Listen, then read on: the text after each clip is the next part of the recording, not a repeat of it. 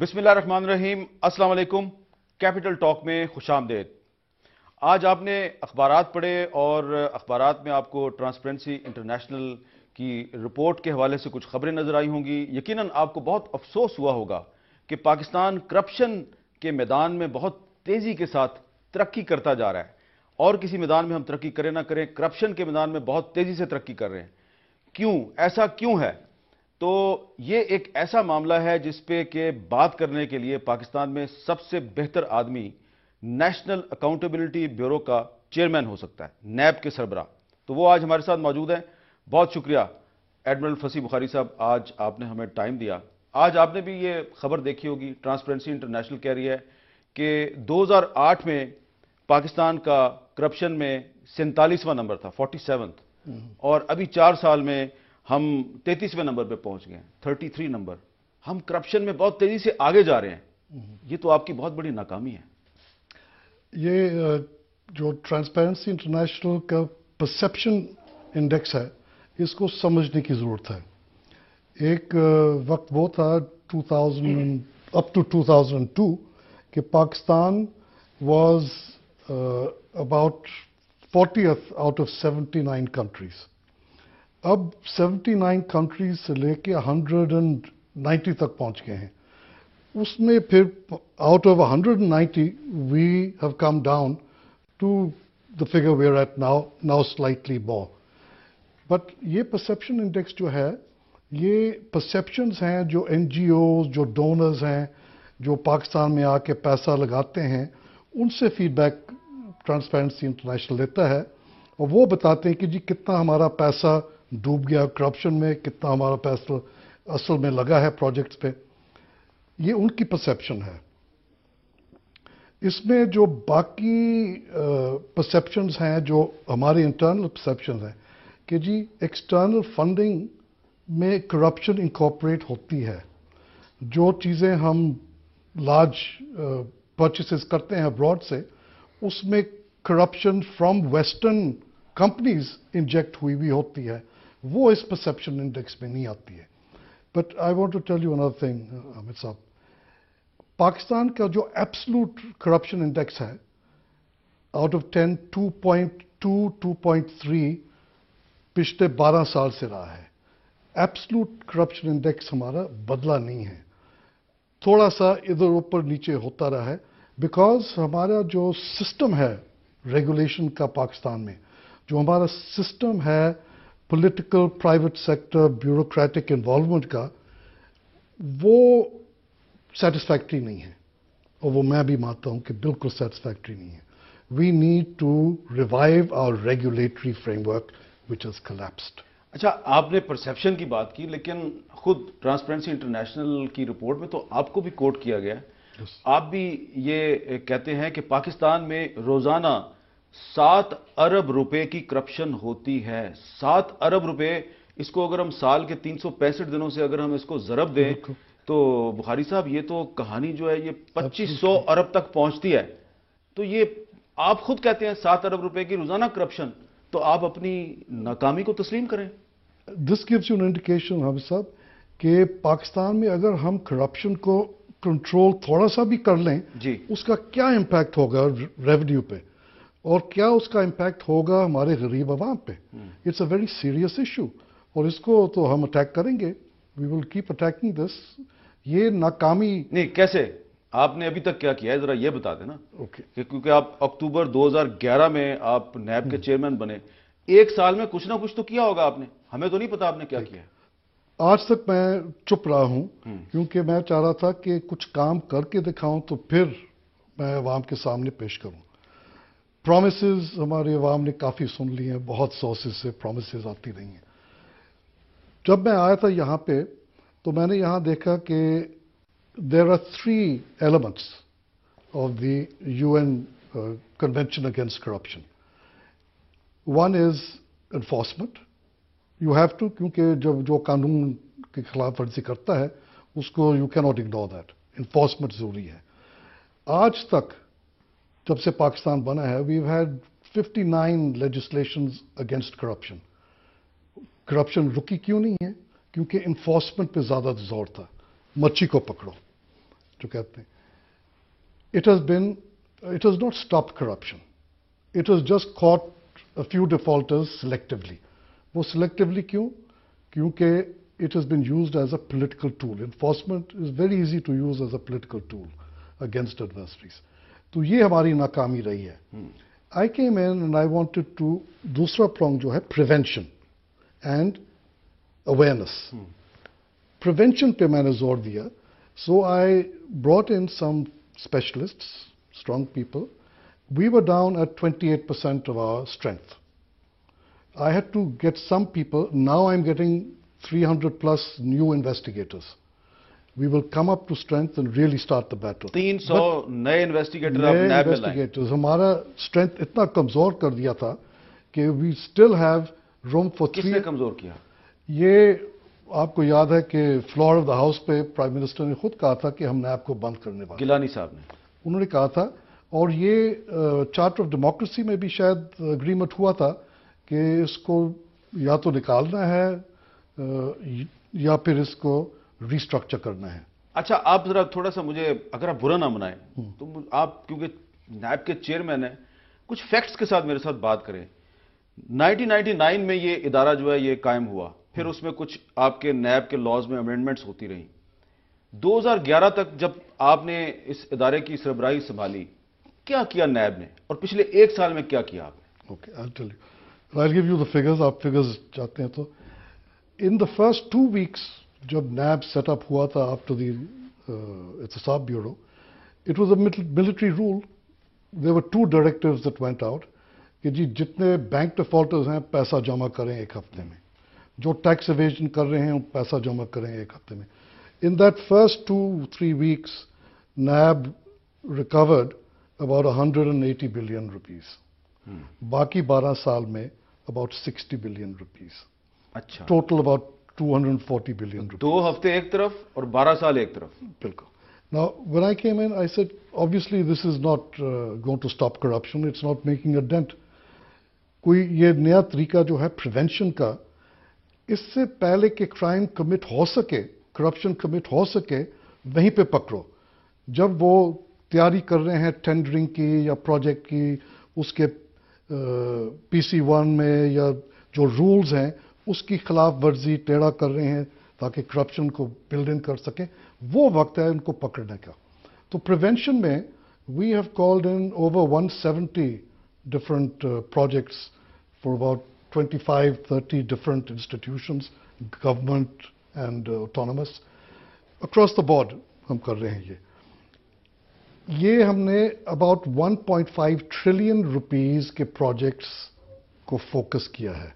1.5 trillion 1.5 trillion rupees کے projects, اس میں we are telling them you have violated the procedures, یا cartelisation کے یا PPRA کے یا SEC پہ, you have to now readjust this program before you launch it so that you come in line. اب اس میں we expect international average of corruption in projects is about 17%. Even if we get 10-15% out of this, and now we are expanding provinces maybe, and we should be attacking much more than this. So this is a way of stopping the corruption. کتنے ارب کی corruption روکی آپ نے؟ I estimate that already there's a number of them, departments that have stopped their project. And they are relaunching within the rules in the right framework. This is giving confidence to the bureaucracy. کہ جی ایک ادارہ آ گیا ہے جو اس سے پہلے کہ corruption ہو سکے دباؤ میں, یا تو پرائیویٹ سیکٹر کا یا جو پولیٹیشینز ہیں ان کے دباؤ میں اگر کرپشن کو روکا جا سکتا ہے نیب کے سپورٹ سے, اب وہ خود آ کے ہمیں بتاتے ہیں کہ جی یہ پروجیکٹ لانچ ہو رہا ہے, یہ پرچیز ہونے والی ہے, تو اس پہ ذرا فوکس کریں بیکاز ہم نہیں روک سکتے ہیں. So this is a question of restrengthening the bureaucracy تاکہ ہمارا ریگولیٹری فریم ورک تھوڑا سا مضبوط ہو جائے.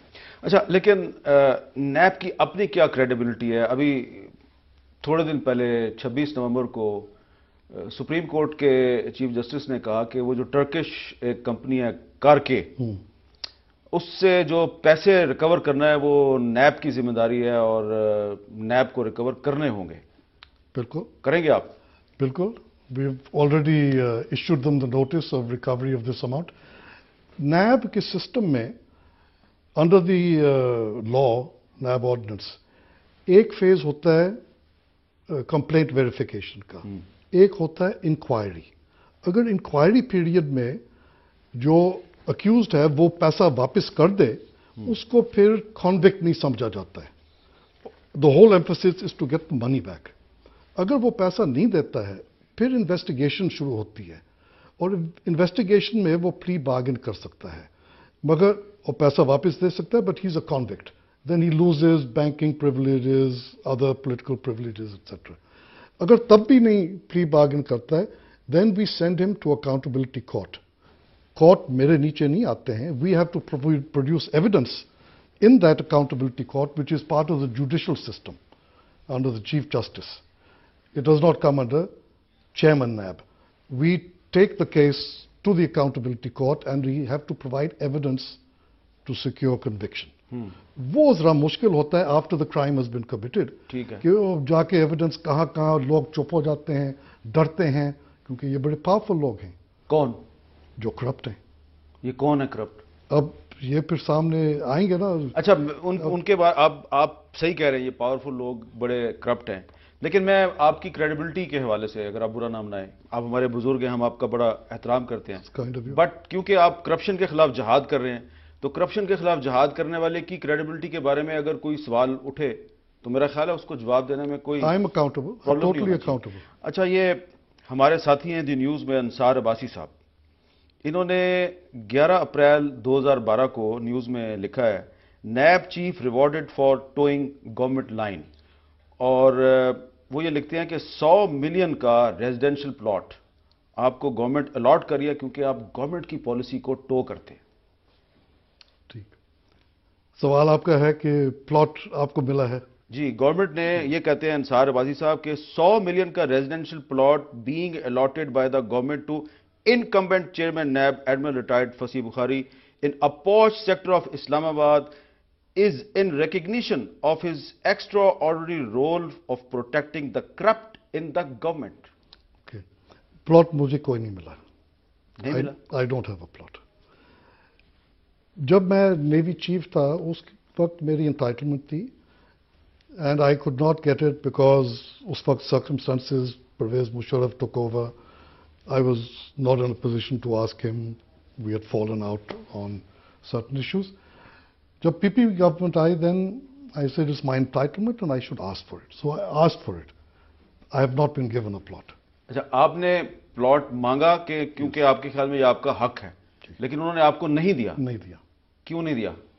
अब ये गवर्नमेंट के ऊपर है. लेकिन उन्होंने आपको नैब का चेयरमैन बना दिया, लेकिन उन्होंने आपको प्लॉट नहीं दिया. इस वक्त तो मेरे खिलाफ सभी हैं. I suppose मैं क्या नहीं, किसी की आपसे जाती दुश्मनी नहीं, लेकिन ये अंसार अब्बासी साहब ने तो लिखा कि आपको प्लॉट मिल गया है.